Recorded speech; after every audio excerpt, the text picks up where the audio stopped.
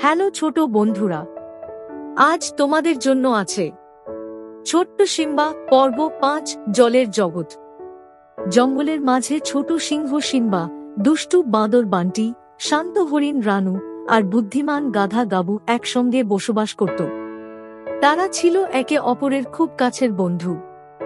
একদিন জঙ্গলের নদীর ধারে বসে তারা সিদ্ধান্ত নিল যে আজ তারা জলের জীবনের রহস্য এবং সেই জীবন থেকে কিছু শেখার চেষ্টা করবে। সকালবেলা রৌদ্রোজ্জ্বল দিনে সিম্বা তার বন্ধুদের ডেকে বলল, আমরা সব সময় মাটিতে চলি, গাছে ঝুলি, কিন্তু জলের জীবন কেমন তা আমরা কখনো জানতে চাইনি। আজ আমরা নদীর ধারে গিয়ে জলের জীবনের কিছু শেখার চেষ্টা করব। বান্টি খুশি হয়ে লাফিয়ে উঠল, হ্যাঁ, আমি মাছদের সঙ্গে কথা বলবো আর জল ছিটিয়ে খেলব। গাবু ধীরে বলল, কিন্তু সাবধান থাকতে হবে।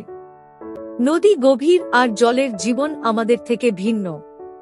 রানু হাসতে হাসতে বলল, সাবধান হওয়া জরুরি, কিন্তু শেখার আনন্দ আমাদের নিতে হবে।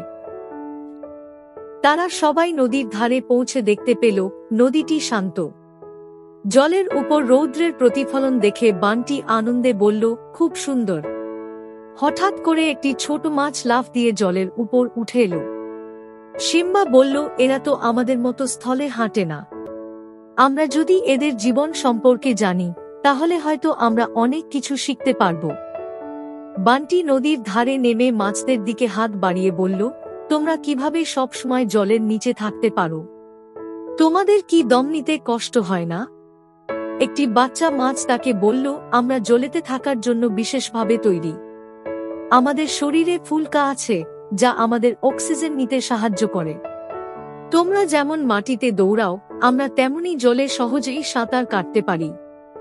বান্টি বিস্ময়ে বলল, তোমাদের জীবন তো দারুণ মজার। এদিকে সিম্বা, গাবু আর রানু নদীর ধারে বসে বিশ্রাম নিচ্ছিল। হঠাৎ তারা দেখতে পেল একটি কচ্ছপ জলের মধ্যে আটকে গেছে। কচ্ছপটি একটি ছেঁড়া জালের সঙ্গে জড়িয়ে গিয়েছে এবং সে বার হওয়ার চেষ্টা করছে। সিম্বা দ্রুত বলল, আমাদের সাহায্য করতে হবে।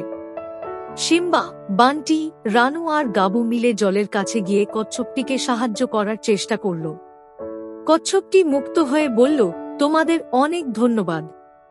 যদি তোমরা না থাকতে, আমি হয়তো এখানেই আটকে থাকতাম। কচ্ছপটি তাদের বলল, তোমরা জানো, আমরা জলের প্রাণীরা সব সময় একে অপরকে সাহায্য করি। আমরা জানি একা একা আমাদের টিকে থাকা কঠিন। এই জলের পরিবেশ আমাদের অনেক শিখিয়েছে, সহযোগিতা, ধৈর্য আর নিজের পরিবেশের যত্ন নেওয়া। গাবু মাথা নেড়ে বলল, এই শিক্ষাগুলো আমাদের জন্যও প্রয়োজন। আমাদেরও পরিবেশের যত্ন নেওয়া উচিত।